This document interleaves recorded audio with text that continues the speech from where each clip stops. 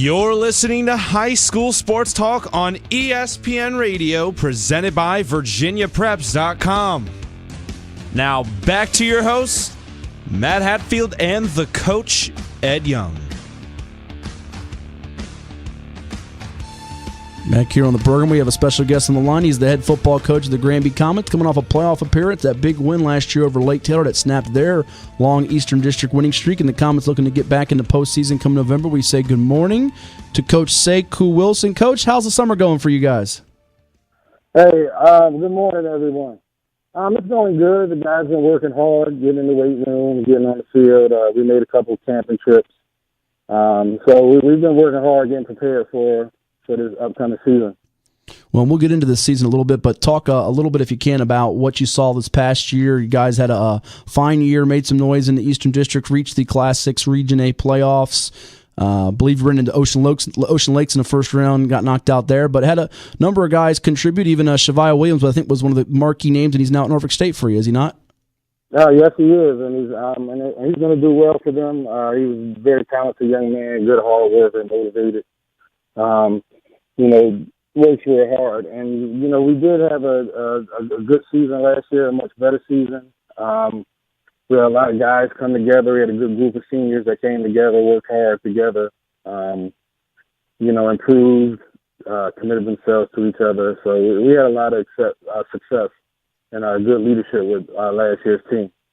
What was the message, or I guess a postseason message, after you guys finish up your year as you went into the offseason? What did you tell the guys in terms of what you felt the program was doing and also the direction this coming year to kind of take that next step? What was the things you harped on?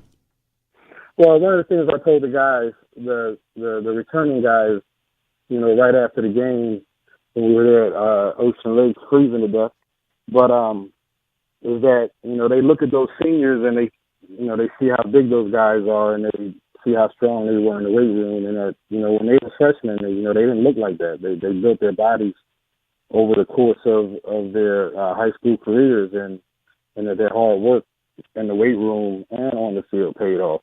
So to kind of get that younger group motivated and understanding that, that the weight room is a very big part of being successful in football, because your strength really matters. And then we just told them that to our juniors, we told them this is your time, this is your year. Kind of when you're a younger athlete, you're always looking forward to the next day, but then eventually that day comes and now you got to put your work in. So those are one of the messages that we left to the young guys that day. To get them ready and then mentally prepared for work that they have to put in to continue to be competitive. Coach Ed Young here. Let's do this, if you would, please. Let's go back to your high school days, where you went to school, where you play at, what position, and bring us all the way up through your career, including coaching, to the Granby stop. Oh, well, I'm actually originally from Philadelphia, and I went to a school outside of Philadelphia called I named McDevitt, and I just I never really played football until I got to high school. High school was the first time I played football. Started off playing, wide receiver and defensive back, and then kind of like that old cliche thing, I was throwing the ball around, and somebody said I could throw, so I ended up moving to quarterback.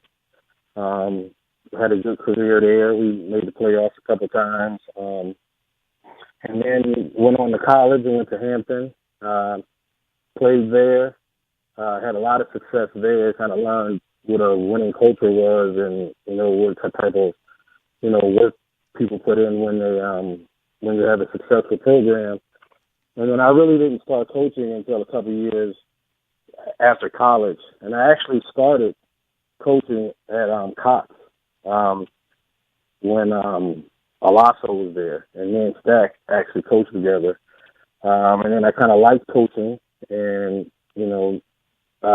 went back and got my teaching license so I could coach. Had an opportunity to get on at Granby, and then I've been coaching at Granby ever since.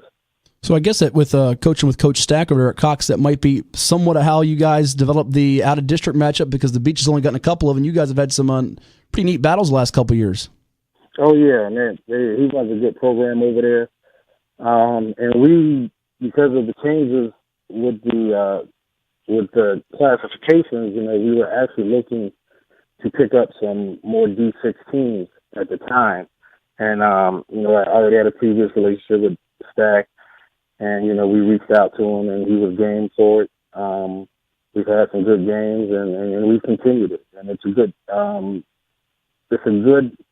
regular season matchup because it gives you a playoff caliber team early in the season so that your players can see what playoff caliber football is like and get on that competition level as you prepare for the postseason. We're chatting with Sekou Wilson. He's the head football coach of the Granby Comets here on High School Sports Talk, presented by VirginiaPreps.com on ESPN Radio 94.1. Granby gets the season underway August the 25th against the Warwick Raiders at 1 o'clock at John B. Todd Stadium in Newport News. Ed? Hey, Coach, you said Stack had a big influence on you.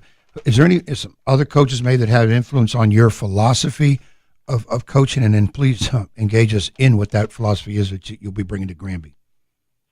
Well, I take a little bit from every coach I've played for. I played for like every type of coach you can think of. I played for laid back coaches. I played for fire and brimstone coaches. And I think one of the coaches, I never played for him, but had a big impact on me, was Eddie Robinson from Grambling. Yes. Because, I've talked to people and I've known people that have played for Grambling. And, they always talked about the type of person he was. They never really talked about football stuff when they talked about him. They always talked about him caring about his kids and doing what he felt was best for his kids. And they always talked about, him expecting more of his kids than just being good football players. So he had a big influence on me. And then, I played for Joe Taylor when I was at Hampton, and he was a very structured coach.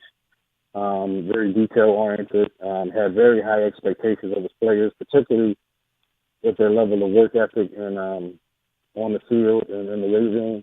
So I took a little bit of that, and I kind of just threw it all in the pot and mixed it together, and kind of created my own coaching philosophy and the way I want to do things. But a lot of that stems from those coaching influences and those coaching experiences as a player.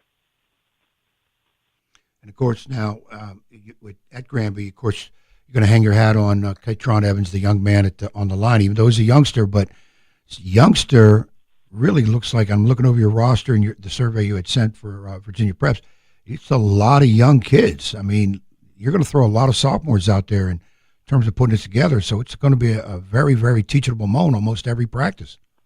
Oh, yeah. Oh, definitely will. To be a little different will be, a lot of the guys, actually the majority of the guys are really going to have to, grow under the fire, because one of the things I tell them is, Friday nights is much different, much faster, a lot more intense than Thursday evenings. So we'll have a lot of young guys, and they'll have their opportunity to step up. They've been working hard, to prepare for it. We'll hang our hat on Katron. We'll hang our hat on Jaquel Gillespie and Simon Atkins. Those are guys that have the most experience for us. So it'll be interesting to see how these guys develop, because they definitely will develop under the fire. So those early season scrimmages will definitely mean a lot for us to get guys comfortable, because there's always an adjustment you have to make when when it's your time to line up under the lights. It seems like an easy adjustment, when you're preparing, but it's always different. It's a different game on Friday night, and the crowd gets going, and you're playing against those varsity level talents and those collegiate level talents. So we'll definitely have some probably have some bumps in the road, but we're not concerned about that, because that's just part of the growth process. It's always a good thing to see young men come up in your program and get their chance to play. So as much as it on paper can look like it can, as difficult as actually an exciting challenge to be a part of. Talking with Sekou Wilson, head football coach of the Granby Comets here on High School Sports Talk, presented by VirginiaPreps.com on ESPN Radio 94.1. And before we let you run, Coach, you get the 2 scrimmages, August 10th at Currituck, August 16th at First Colonial. Get to see your good buddy Kurt Brown, who was once the coach of the Comets before you took over a few years back. And even though, just looking at your squad, and Coach alluded to it a little bit, where you've got some youth that's in key spots. Certainly Katron's a big name in the trenches, getting a lot of college attention already as a 10th grader. I think one of the things, and you tell me if I'm wrong, just looking at your squad that could be a strength is you've got healthy competition at some of the spots, such as quarterback, running back, wide receiver. Your linebacking core is strong. Okay, you don't have as many marquee names as maybe some other schools. Gillespie and Evans are certainly 2 of those, but the depth seems to be pretty much there on both sides of the ball from what you're seeing compared to some other places. Do you like the depth you have? Or? Well, we like the depth and we like the competition. I mean, the good thing about competition is, it keeps guys on their toes. Excuse me. Keeps guys on their toes, so you really can't get complacent. You can't go into the week or you can't go into a practice thinking, oh, I'm the guy, so I don't have to worry. I don't have to practice hard today, or I don't have to, I can have a bad day. So we look forward to the depth and all those individuals working as a unit to give us the things we need. Like, we don't have like a standout player right now on the outside like we had in Chevalier last year, but that's because those guys are young and they're just moving up and they're getting their first opportunity. So we'll look for guys to separate themselves through the summer, and then we'll look for them to further separate themselves as the season goes on. So we're not alarmed by our youth, and it's actually a good thing because that means those guys will be getting experience. And then every week, they can learn from it. And then, as any coach will tell you, when you have youth, the greatest thing about it is they come back next year with more experience. One of our best linemen we've had, Neil, that's kind of, how he gained his experience. His freshman year, he was kind of a rotation guy in the beginning of the season. And we were having some trouble at O-line. So I told our O-line coach, hey, man, start Neil, because, everything he has trouble with, he learns from it, and he comes back next year more experienced. So that's how he ended up starting as a freshman. So, we look forward to all of that. It's always tough in the Eastern District, and a lot of teams in the Eastern District have improved themselves over the summer and in the off season. So it'll be a good challenge going forward for us, something for a lot of young men to grow from. And you mentioned Neil Lazar. I believe he went to Georgetown, was it? Football, wrestler, over a 4.0 GPA? Yeah, he was. He went to Georgetown, way over a 4.0 GPA. He was actually number 2 in his class. So wow. We were very excited about what he was able to accomplish. We had a lot of guys accomplish some things and reach some goals that they had set out for themselves as freshmen when they entered our program last year. So, we're looking to continue it. They've built a foundation, and now it's just time for this new group that's coming up to continue to build on that foundation. Hey, Coach, you did mention, I was going to say that the last question I'm going to give from my side is Eastern District is really, we all know about Lake Taylor and, of course, Norcom year in and year out. The defense is hard to move on. But the rest of that Division II district is come up strong. So somebody like you with a young team, boy, you can't sit back and just say, well, I think this game here we could be okay. It's going to be a battle, as you've already stated, every Friday night. Oh, yeah, it is. And, we've never really had, a season where, we just ran through the district. So, it's always been that way for us. And, we expect that from our district. A lot of the kids are in close proximity with each other. They all know each other. So a lot of the games on Friday night are real intense. So, we're going to have to bring our A game every week this year and to continue what we're doing. And like I said, I believe the guys are up for it, and they've been working hard, and it's their time. So we look forward to the season. And we look forward to what's in store for the Granby Comets. Coach, thanks so much for the time this morning. Best of luck this year, and we'll talk soon. No problem, man. Y'all have a good one. Look forward to talking to you in the future. You got it. Good luck, Coach.